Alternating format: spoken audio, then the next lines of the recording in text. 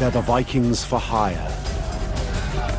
Ruthless mercenaries who strike fear into the enemy. This is Dark Age warfare at the most brutal. Axe, sword, shield, spear. They're the elite special forces in service to a foreign ruler, conquering unruly territories across the great Byzantine Empire. They're known as the Varangian Guard. But it's one particular man who will solidify their place in history. Harald Hardrada is the prototypical Viking of the era. He will develop tactics which will transform warfare across the Mediterranean. Nobody really in their right mind wanted to storm a city wall. It was usually doomed to failure. Hardrada's string of victories will show the Varangian Guard to be one of the most exceptional special... Nearly 1,000 years after the birth of Christ, the Byzantine Empire is now the biggest, the richest, and the best organized state in Europe.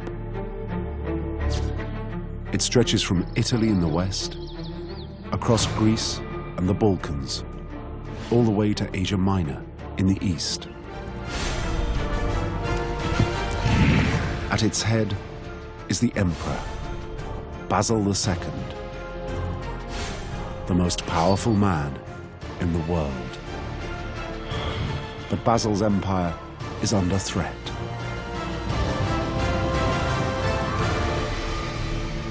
Like all empires, and I suppose like all politicians, you really have to watch your back.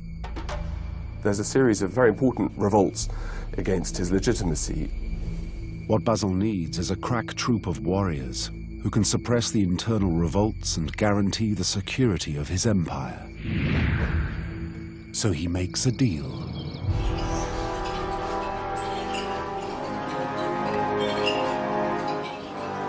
He sells his sister to the Grand Prince of Kiev in Ukraine, Vladimir the Great. Vladimir is descended from Swedish Vikings and rules what are called the Rus.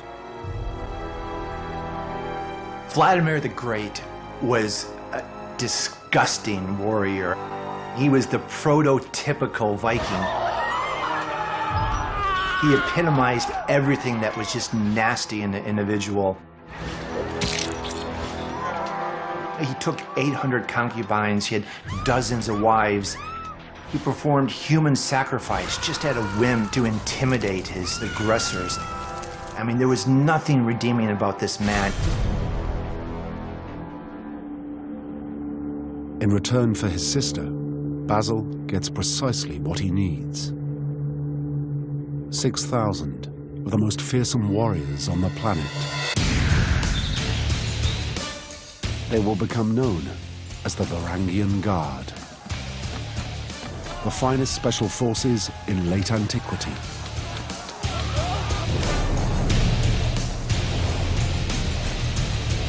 Originally Vikings from Scandinavia, their ancestors had built a reputation that spread right across Europe to the ears of the Emperor himself. Most of them would have been the same kind of people who were creating mayhem around in Western Europe. When we talk about the Vikings, we almost always think about the attacks on England and the Vikings crossing the North Sea. For some 200 years, Vikings had been terrorizing Northern and Western Europe, becoming notorious for chasing wealth and their insatiable appetite for violence.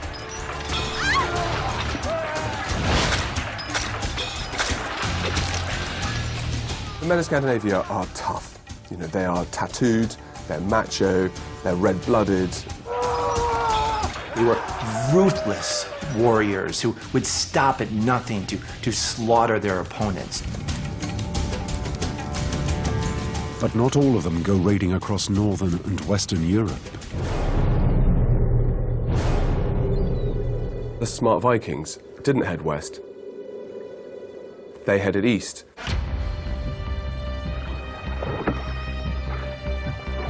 What lures them is the prospect of making vast amounts of money by traveling down the vast rivers of modern-day Russia. Those river systems, they're like arteries bringing talent from Scandinavia down towards Russia, looking for service. They can sell themselves as soldiers of fortune, mercenaries to the mighty warlords of the region. Like the Vikings who've wreaked havoc across much of Europe, they come with a fearsome array of weapons.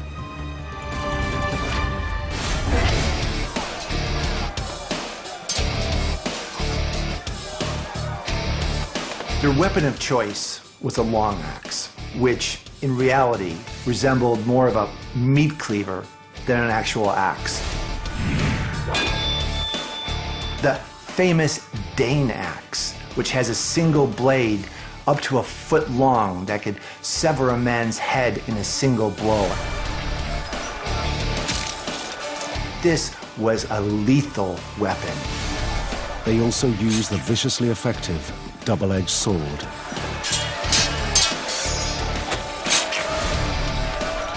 And the spear.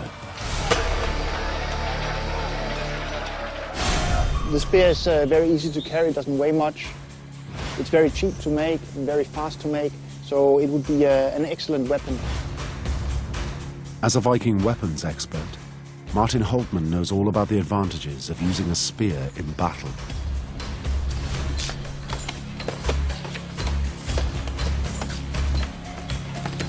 The spear was very useful.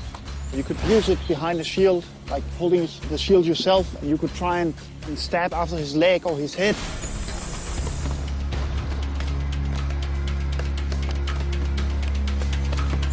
You could have no shield, and if he was my friend, I could stand behind the lines, and he was covering me. I was having this long spear, I could just stab the people. And move around, stab, move around, stab behind the lines.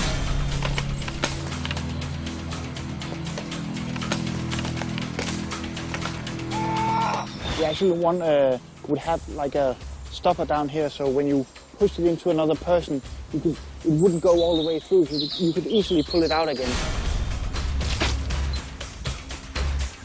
And then keep on fighting.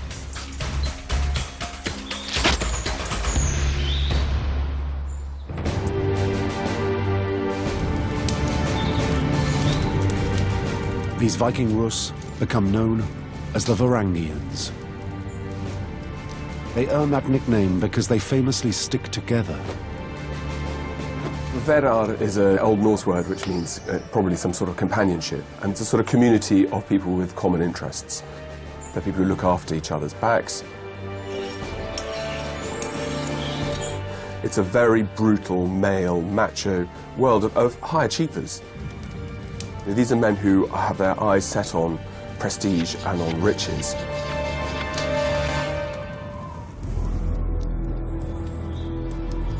But for these men, serving in the cold, harsh lands of Ukraine isn't enough.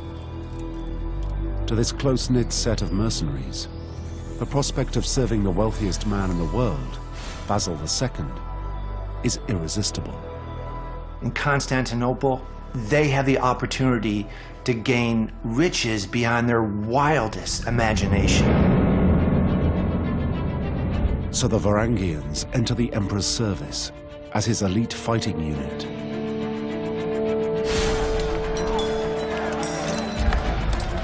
And begin by crushing his internal revolts. He had a basic problem with a rebellion against him, led by a man called Bardas Phokas, who had claimed the throne, set himself up as emperor, and his own Greek bodyguard had gone over onto his side. So he needed some troops he could rely on in order to put down this internal rebellion. In a matter of months, Basil is able to knock out his last remaining rivals. For Basil, it's a short-term win. Having helped Basil secure the wider empire, the Varangian Guard are given the next task, to deal with the imperial capital.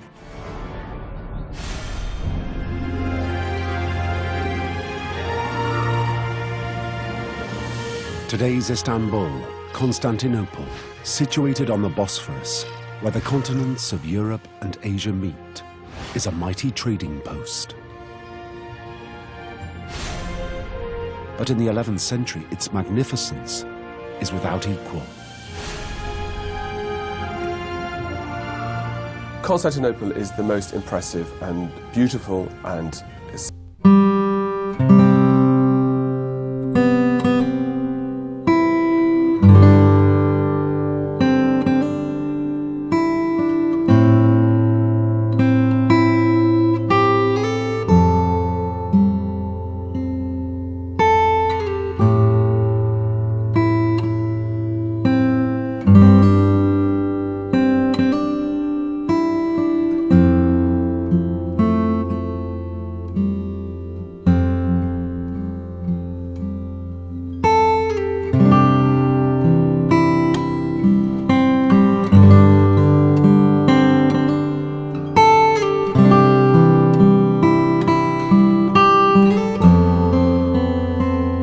particularly for an emperor. We don't talk about Byzantine politics for nothing. The Byzantine Empire is legendary for its sort of devious plotting. While pleasantly chaotic and colorful on the outside, beneath that veneer, the city was a labyrinth of political power shifts and maneuvers that made everyone suspicious of everyone else. those who are finding the emperor's favor quickly attract jealousy. Those who feel that they should be getting more for what they're doing find themselves sitting in dark taverns plotting about what they can do next. Everyone's doing deals, keeping their friends closer, their enemies twice as close. It is, above all, to avoid the nasty fate of several of his predecessors that Basil needs the Varangian Guard. Byzantine emperors quite often finish up getting murdered and overthrown.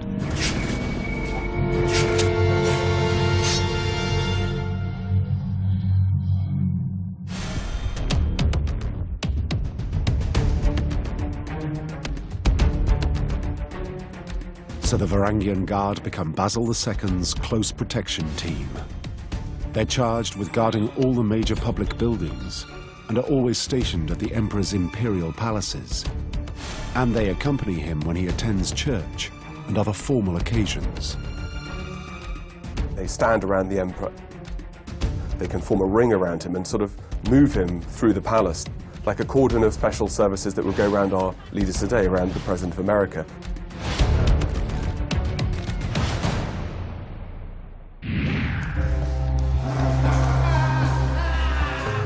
But the Varangian Guard have another more sinister task. They are the Emperor's assassins. They're the people that the Emperor will send to deal with suspected traitors. They also get to do the nasty stuff. They become Basil's secret police, in charge of arresting suspected criminals and political enemies. Those posted at Constantinople's grim Numera prison quickly win a reputation for astonishing savagery.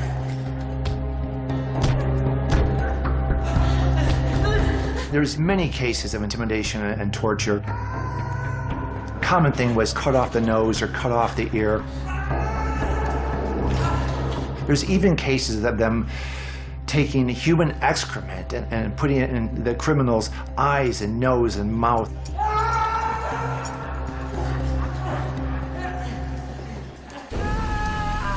Blindings are a particular Varangian favorite.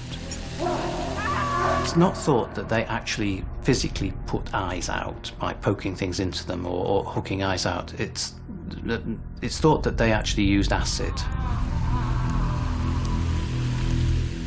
And they used it to scar the cornea, so that people were, in a sense, functionally blinded by it, but not 100% blinded. They could probably still tell the difference between night and day. Castration was quite a popular Byzantine punishment, so no doubt if that had to be done, they would probably be the guys who would Get the old shears out.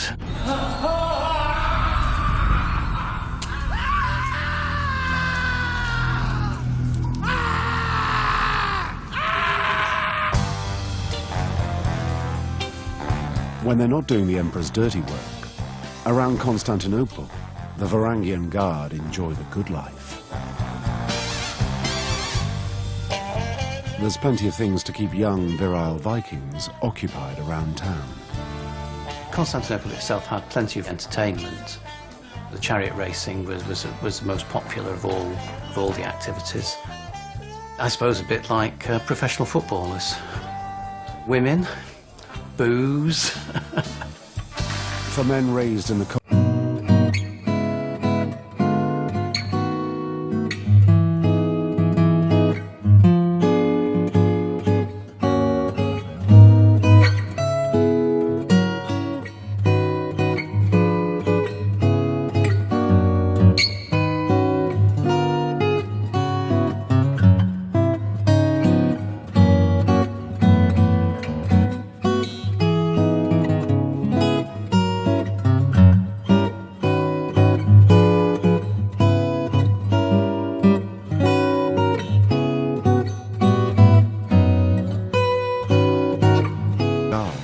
is shocking. The Varangians' hard drinking and debauchery earns them the nickname the Emperor's Wineskins. The Guard were looked at suspiciously by the local common people in Constantinople, and you can't blame them. They were drunk 24/7. I mean, they were rowdy. There's a famous historian and poet who was put in prison, and he writes a poem about the fact that he can't sleep at night, every night, because these guys are screaming and yelling and causing incredible ruckus.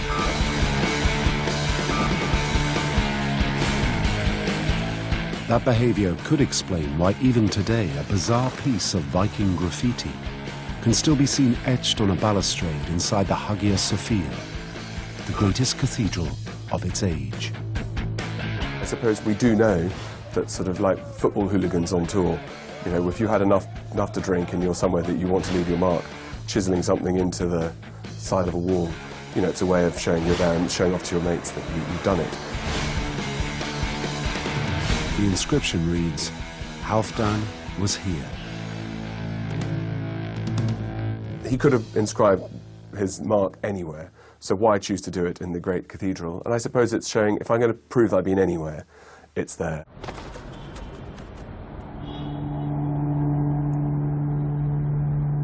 Basil II's Varangian Guard may be causing mayhem around Constantinople, but he has another task for them. Now he's stabilized the empire, he wants to expand it.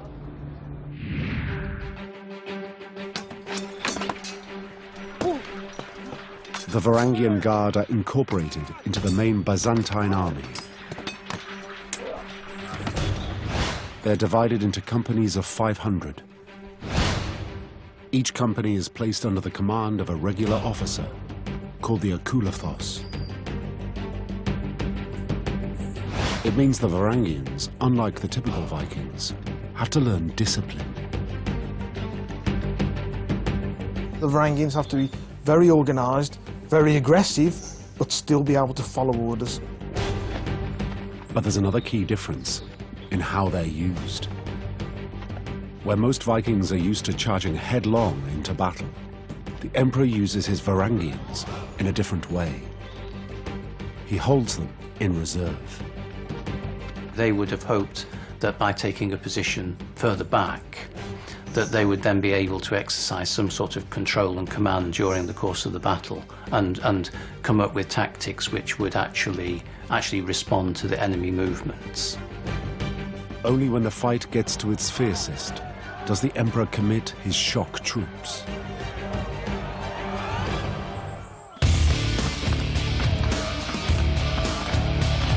They start by banging their shields. Then they charge.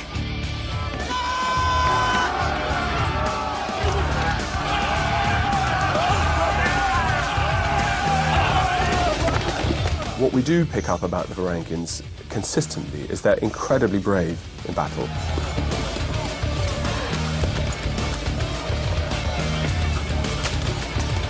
so they never give ground, that they always fight for each other, and their intensity is huge, that they just carry on fighting.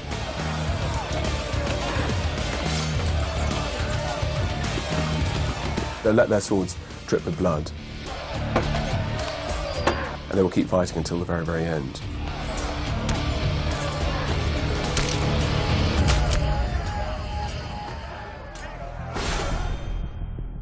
The Varangians aren't just fierce, they are tactical. Key to their success is the use of the shield wall. Which was essentially shields interlocked. It could be used as a defensive against cavalry, archers, infantry. You have to imagine that several people were standing like this and they were interlocking the shields like this. This way it was a very, very strong formation and you could actually move forward like this. But the Varangian Guard's shield wall is about more than protection. They deploy a unique Viking tactic to pierce enemy defenses. The boar snout.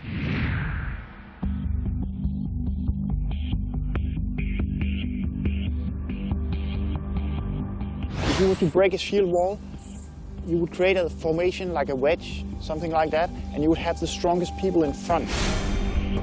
By placing one of their biggest and fiercest warriors at the wall's center, and then charging at an opponent's shield wall, sheer weight and momentum not only pierces the enemy lines, it also spreads panic through their ranks. They were probably bigger, they had very heavy weapons, so if you ran in with big axes, cutting through the enemy lines, then you could create an opening.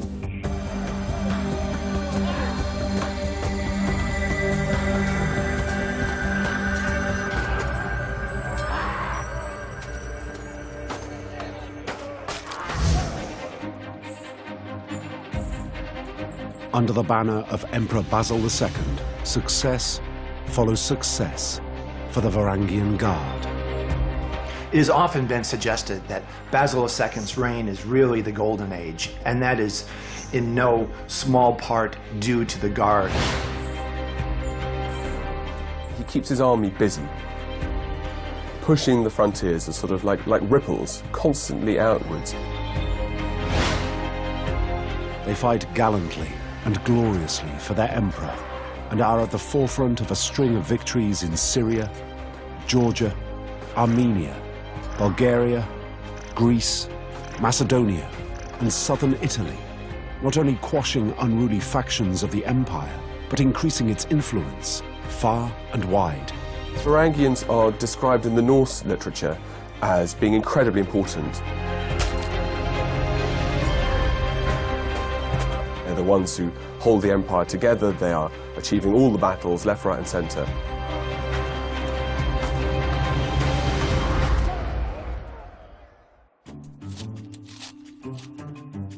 Victory makes the Varangian Guard very rich men. You would be paid between £17,000 and about £32,000 a year. If our Varangian had wanted to have a nice, pretty young virgin slave girl all for himself, he could have gone down the slave market and bought one for about £360. So even the basic lowest estimate of their pay has got absolutely enormous purchasing power in Constantinople. On top of their monthly wage, the Varangian Guard receive regular bonuses and a third of all battle spoils. And there are even more perks. Your food's all in, you've got all your weapons provided and the very best quality weapons because the Emperor wants you to look magnificent.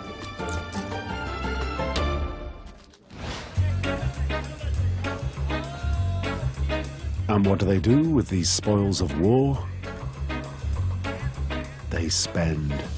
The market of Constantinople sells everything.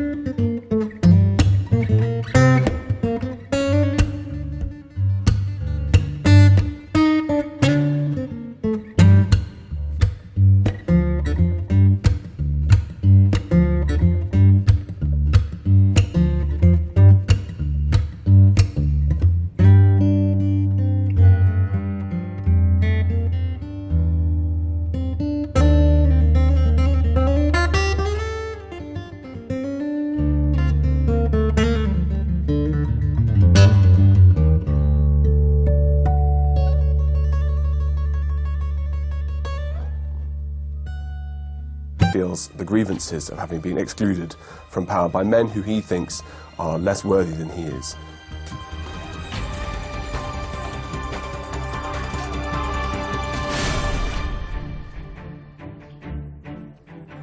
But eventually, he cannot resist the riches on offer in the Byzantine Empire.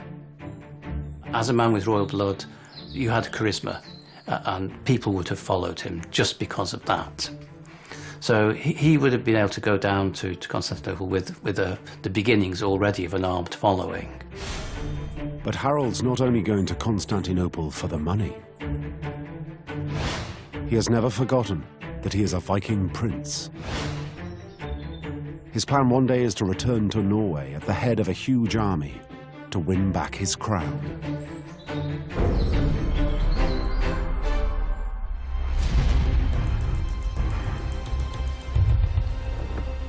So around 1033 AD, Harold and his men embark on the year-long voyage down the Russian river systems with the aim of entering the Emperor's Guard.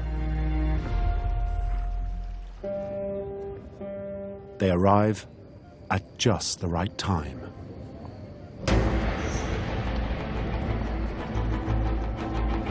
Basil II has died, and he's been replaced by his niece, Empress Zoe, and her husband, Michael IV. The new rulers are under pressure and need to establish their authority. Harold is just what they need. He's reliable, he is effective, he gets things done, he's smart, and he's a good one to have on your side. He's so much better than the rest. And he has practice. He participated in the most brutal battles. So he learned what was necessary to win, which was maiming, torturing, creating alliances and truces, and then breaking them. He would do whatever it took to be victorious. Fighting in the Varangian Guard across the empire, Harold makes his mark.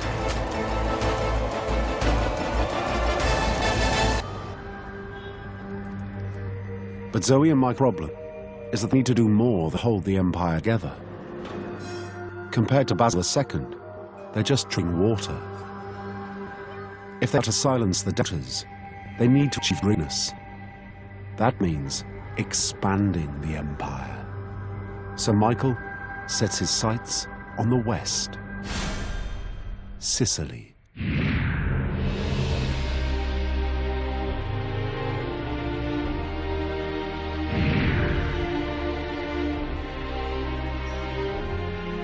The objective of Sicily is to regain the western provinces for the Byzantine Empire. For centuries, Sicily had been under Byzantine rule. Sicily is the wheel on which the Mediterranean turns. It's a great meeting point between the Islamic and the Greek and the Latin world. It controls the approaches to the east and the west of the Mediterranean, and it's a hugely important trading area.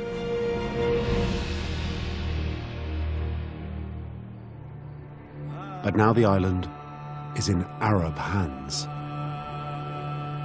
Sicily is very strategically important. It must be captured. If you want to control shipping in the Western Mediterranean, Sicily is key. And for the Byzantine, trade is key.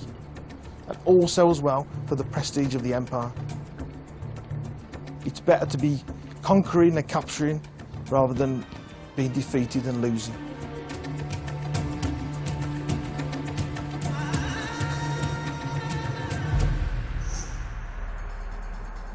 Harold lands there and discovers the Arabs are prepared. Knowing how effective the Varangians are on the battlefield, they've come up with a plan. They've withdrawn behind strong fortifications.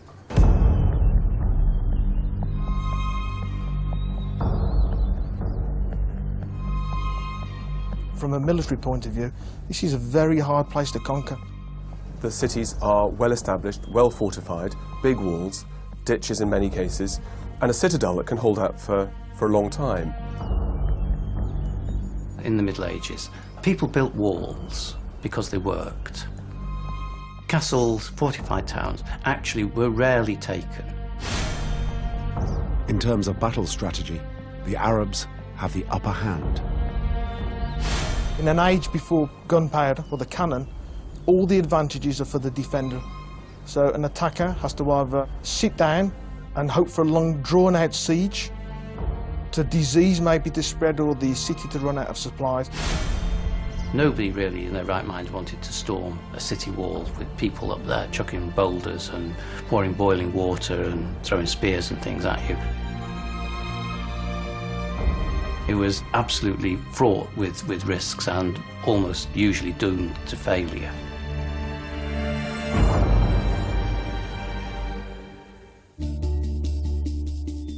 This situation presents Harold with a massive problem. Classic Varangian tactics, like the boar snout, are no use against a solid wall. He has to devise something new. It's the kind of test familiar to special forces today. The ability to improvise and use whatever the surroundings and the circumstances are available to you. The ability to, again, lateral think and think of a plan, to be creative, is absolutely essential. Harold starts to wonder what the Arabs may have overlooked. What might their weaknesses be? And then, as he observes one fortified town, it hits him. If he can't get over the walls, he can go under them. Harold actually develops the idea to dig a tunnel under the walls and into the city.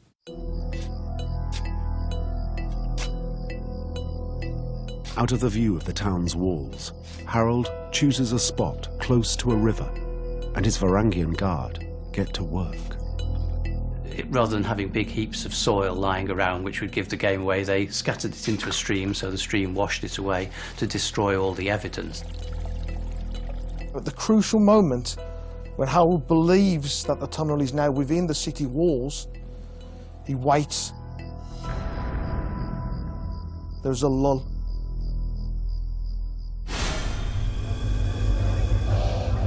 What the Varangians are waiting for is the perfect moment to catch their enemy unawares. In this case, it's dinner. You have all the local Saracens eating and drinking and just doing what they do all the time because they know that these people can never penetrate their castle. According to Harold's Norse saga, while the Arabs are enjoying their evening meal, he and his men emerge through the limestone floor of the great banqueting hall.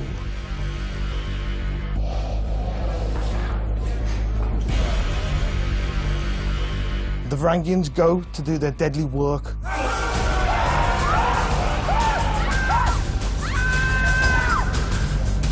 Defenders are completely shocked. These uninvited wolves have now entered their city.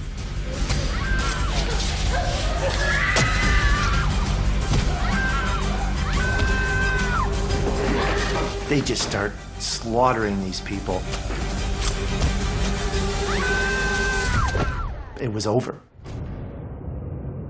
And the city was theirs.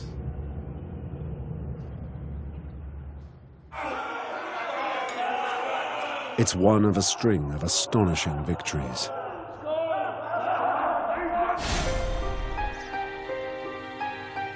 Faced with another fortification, Harold's methods are even more cunning.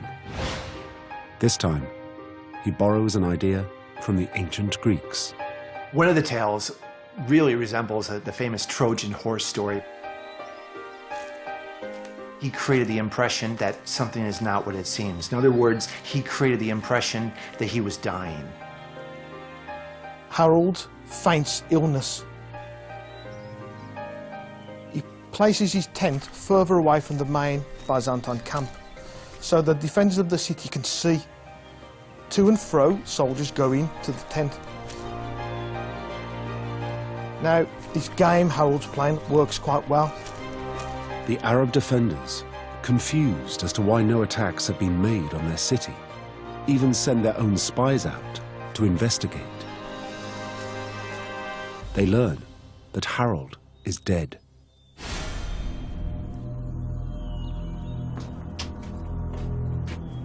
A delegation of Varangians is then sent to the city to make an astonishing request. The citizens are told, this is important now for us to bury our leader in style, and we'd like him to be buried in your church, and we'll pay you handsomely if you do so. To the Arabs in the fort, the chance to have such a famous soldier buried within their walls is both an honor and irresistible.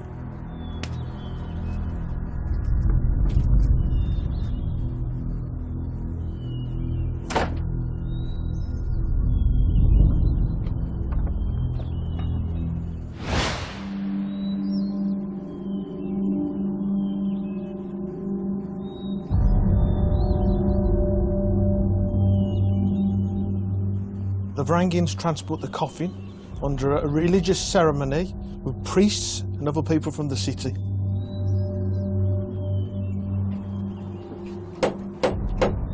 According to the sagas, the gates are opened and pallbearers solemnly come in, walking slowly.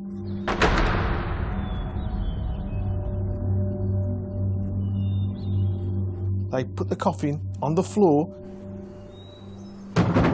and jam the gates open with it.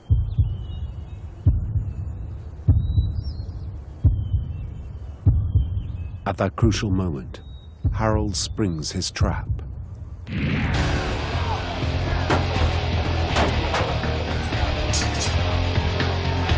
Varangian guardsmen pull out their weapons from under their ceremonial clothing. They sound the call to arms. All hell breaks loose. The Vikings absolutely destroy everyone. It turns into a massacre.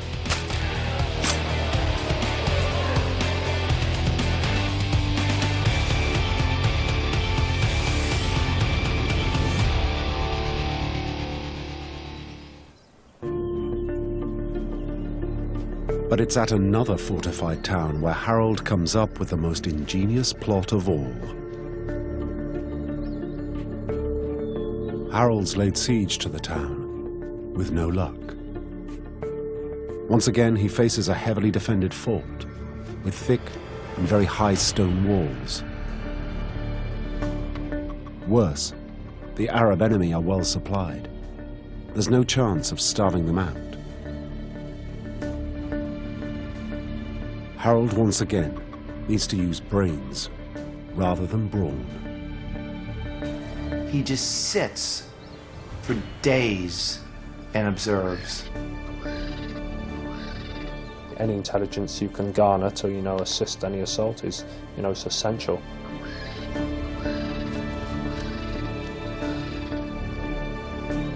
He just watches the village, looking for inspiration as to how he can conquer it. Any good surveillance or reconnaissance is always looking for weaknesses or strongly established routines.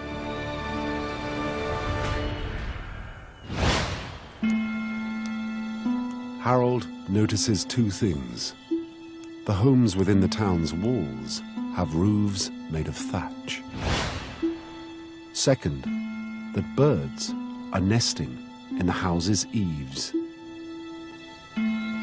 He observes that sparrows every day are flying from the thatched roofs in the village into the fields and back again in the evening. He comes up with a plan as creative as it is cruel. He orders his men to capture as many birds as possible. When they're captured, small splinters of wood are attached to the backs of the birds and then smeared with tar. Harold then sets alight the splinters of wood and releases the birds.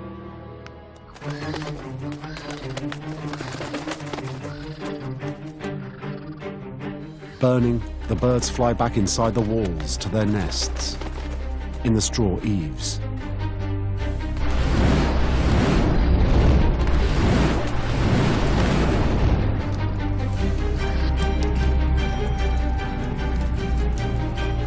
It's a brilliant strategy, and it works. Before long, the homes inside are ablaze.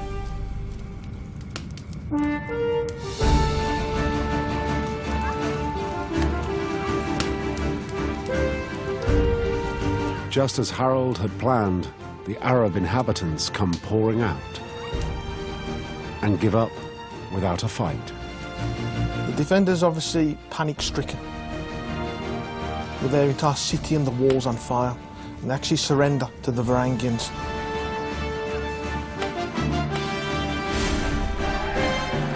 Harold, magnanimous in victory, apparently spares the lives of the townspeople. Sicily is a great triumph for Harold and his Varangians. They prove themselves to be more than axe-wielding thugs. They have become master tacticians as well. Harold's success is the high point for the Varangian Guard and places them among the finest special forces of their age.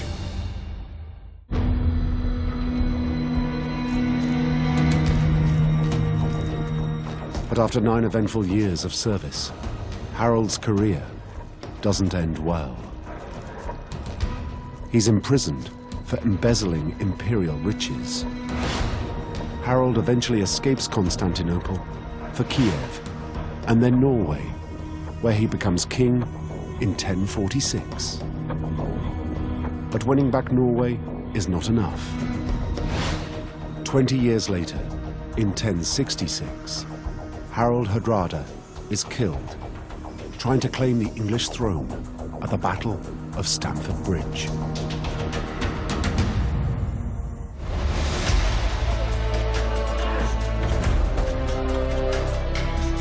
Without Harold Hardrada, the Varangian Guard continues to fight, but never reaches the same heights.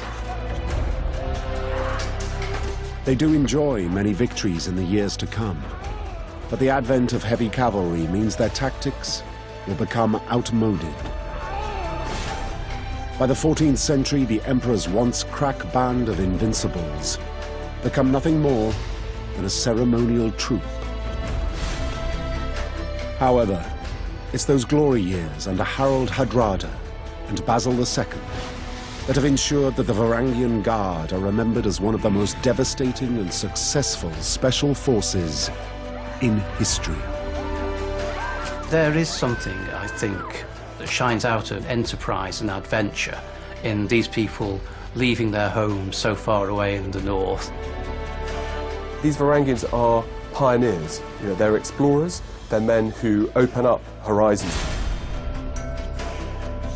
The Guard will not be remembered as just mere mercenaries, but rather a noble tradition of warriors who combine brains with brawn and pride and a desire to do whatever it takes to be victorious.